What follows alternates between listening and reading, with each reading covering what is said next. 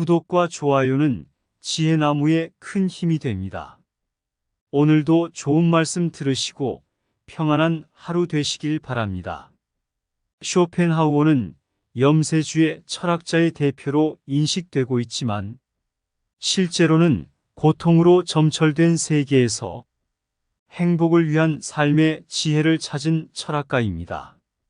그의 대표적인 주장 중 하나는 바로 고독해야 행복하다입니다.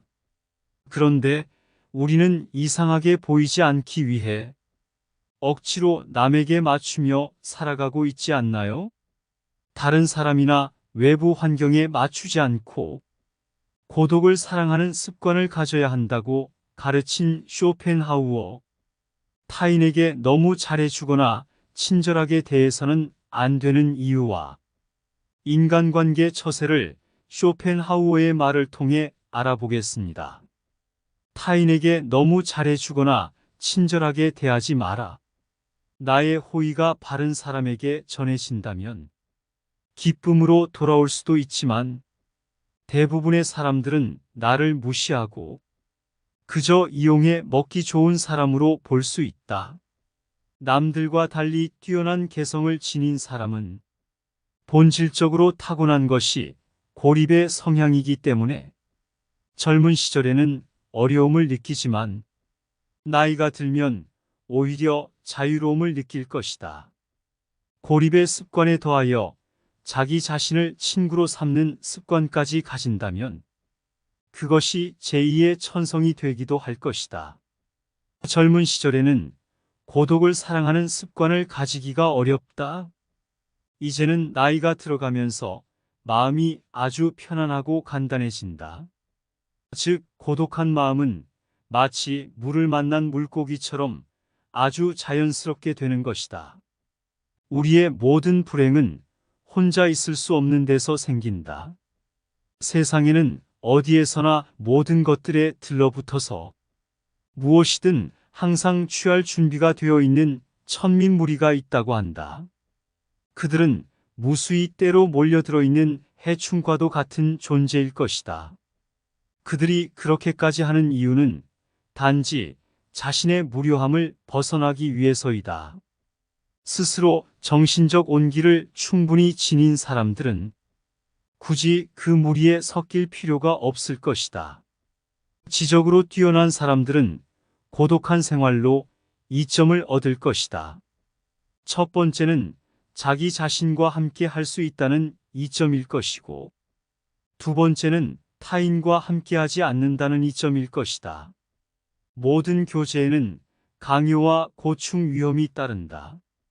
이것을 감안할 때 두 번째 이점은 높이 평가받을 만할 것이다. 사교란 때로는 도덕적으로 문제가 있거나 불합리한 사람과도 접촉하게 되므로 위험한 일이기도 하다. 우리가 겪어내는 거의 모든 것에 고뇌는 사교로 인해 생긴다.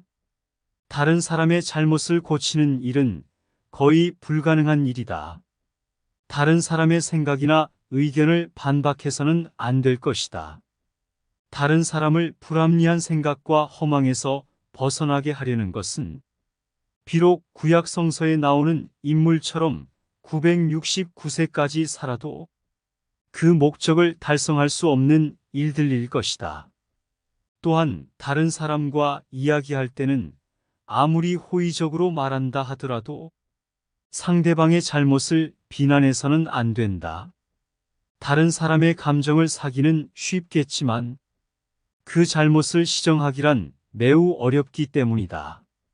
만일 다른 사람이 차마 귀로는 들을 수도 없고 전혀 이치에 닿지 않는 말을 하더라도 개입할 필요는 없다. 단지 그가 아주 서투른 연극을 하고 있다 여기면 된다. 이 세상에서 진리나 교훈을 전하려는 사람이 혹시 자기의 임무를 완수했다고 한다면 그것은 매우 운이 좋은 것에 속하지만 대부분의 사람들은 그 과정에서 오해와 푸대접을 받을 수 있다. 아니면 저항과 학대에 시달릴 수도 있다. 그러므로 자신의 의견을 남에게 납득시키려 한다면 열을 올리지 말고 끝까지 진실하고 냉정하게 설득을 해야만 할 것이다. 절교한 친구하고는 화해하지 말아야 한다. 로마의 격언 중에서 천성은 아무리 쫓아내도 곧바로 되돌아온다라고 하는 말이 있다. 인간이 태어날 때 갖고 나온 고유한 성격과 개성은 절대로 바뀌지 않는다는 말이다. 3살 버릇이 80까지 가는 것이 아니라 태어날 때 가지고 나온 성격을 무덤까지 갖고 간다는 것이다. 인간들이란 자신의 고유한 본성을 결코 버리지 못한다. 인간의 행동들은 이처럼 내재적인 본능에 지배를 받는 것이므로 똑같은 상황에서 똑같은 행동을 되풀이하고야 만다. 따라서 어떤 이유로든 한번 절교한 친구와 화해한다는 것은 잘못된 일이다. 그 친구는 훗날 같은 상황에서 같은 본능을 되풀이하게 되기 때문이다. 그때까지 가서 그럴 줄 몰랐었다라고 하거나 배신자라고 비난해야 봐야 아무 소용없다. 사람은 일단 이해관계가 달라지면 태도도 달라진다. 따라서 그 사람의 성격이 파악된다면 그런 줄 알고 그 사람을 대할 필요가 있다. 그리고 그 사람을 받아들이려는 경우에는 그 사람과 헤어졌던 이유까지 함께 다시 받아들인다는 것을 알아야 한다.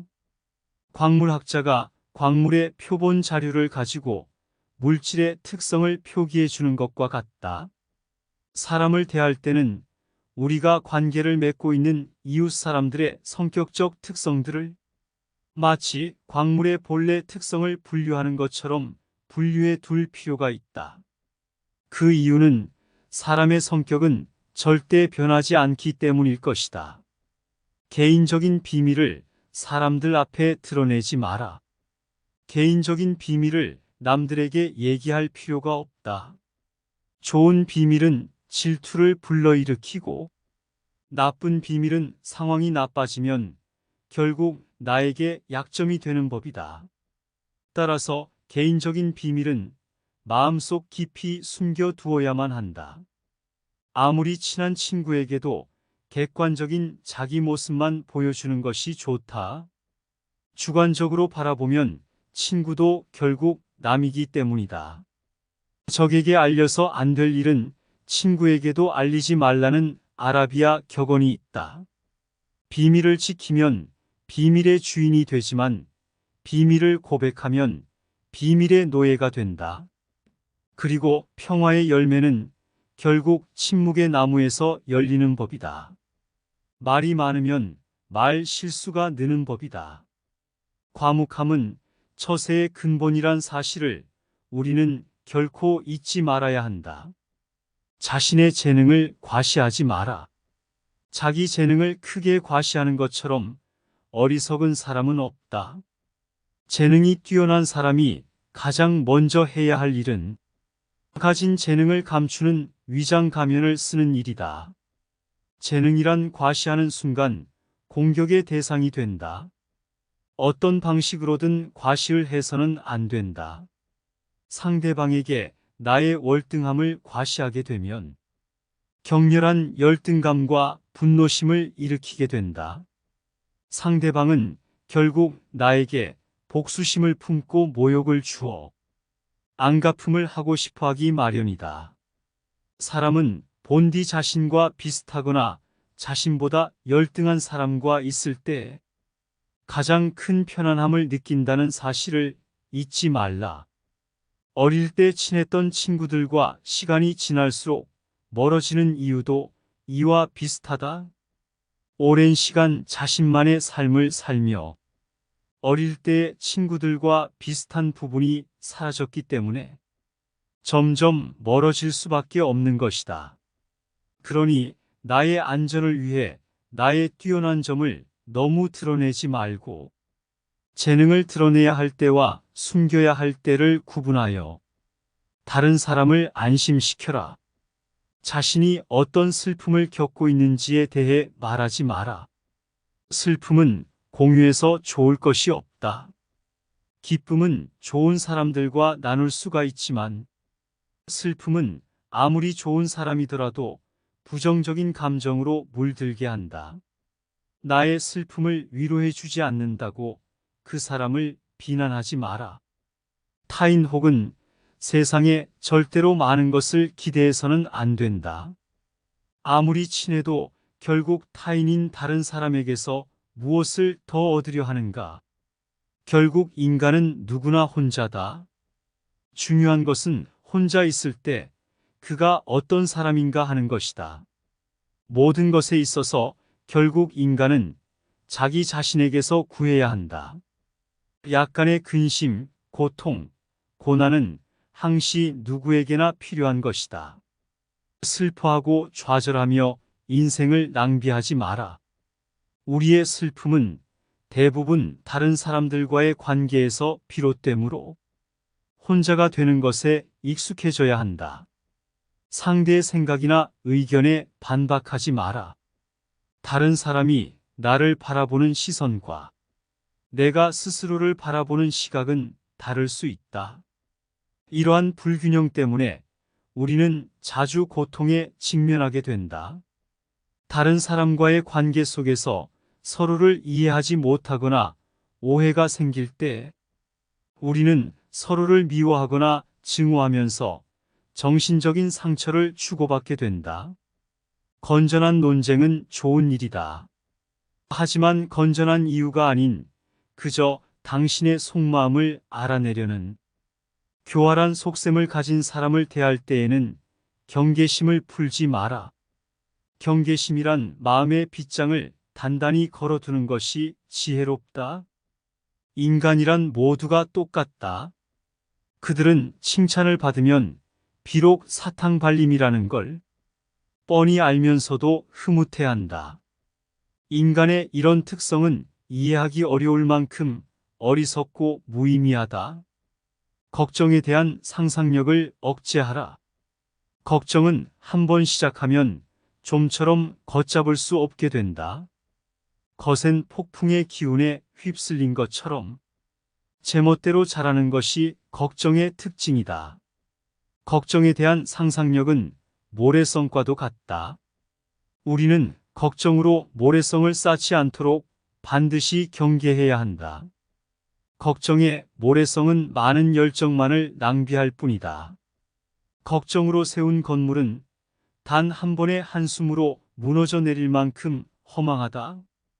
그러나 무엇보다도 주의해야 하는 것은 불행을 상상하면서 걱정하는 일이다. 바로 눈앞에 불행이 닥치기 전에는 미리 걱정하지 않는 것. 그것이 지혜로운 자의 행동이다. 우리를 직간접적으로 행복하게 해주는 것은 다름 아닌 내 자신의 마음이다. 마음의 명랑함이 무엇보다 중요하다. 인간을 불안하게 만드는 것은 대상이 아닌 대상에 대한 의견이다. 행복이란 외부 어디에도 없고 자기 자신이 그렇게 느끼기에 행복한 것이다. 행복하게 살아간다는 것은 불행하지 않게 견디며 살아가는 것이다. 행복은 쾌활함의 정도에 비례해서 커지고 쾌활함은 육체와 정신적인 건강에 좌우된다. 건강한 거지가 병든 왕자보다 더 행복하다.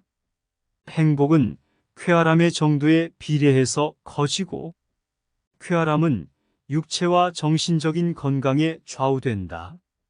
나무가 튼튼해지기 위해서는 바람이 필요하듯 인간이 건강해지기 위해서는 운동이 필요하다. 최상의 보물은 명랑한 표정과 쾌활한 마음이다. 행복의 90%는 건강에 달려 있다. 사람들이 질투의 감정에 사로잡히는 이유는 자신보다 나은 처지의 사람을 바라보기 때문이다. 그 사람이 자신보다 많은 재물을 가지고 있거나 다른 사람으로부터 더 많은 사랑을 받고 있다고 느낄 때 사람들은 대부분 자신의 비참함을 돌아보게 된다. 모든 불행의 시작은 남들과 비교하는 것으로부터 시작된다. 그러나 생각해 보라. 이 지구상에 나보다 불행한 사람이 얼마나 많은지를 말이다. 태어날 때부터 눈이 멀었거나 듣지 못하는 사람들, 한 끼 식사도 제대로 못하는 사람들, 그들도 역시 그대의 주변에서 그대와 함께 살아가고 있는 사람들이다. 사랑하지도 말고 미워하지도 말아라. 타인에게 비밀을 말하지도 타인을 무시하지도 타인의 의견에 반박하지도 말며 걱정을 말하지 않는다면 더 나은 인생이 될 것임이 분명하다고 생각한다.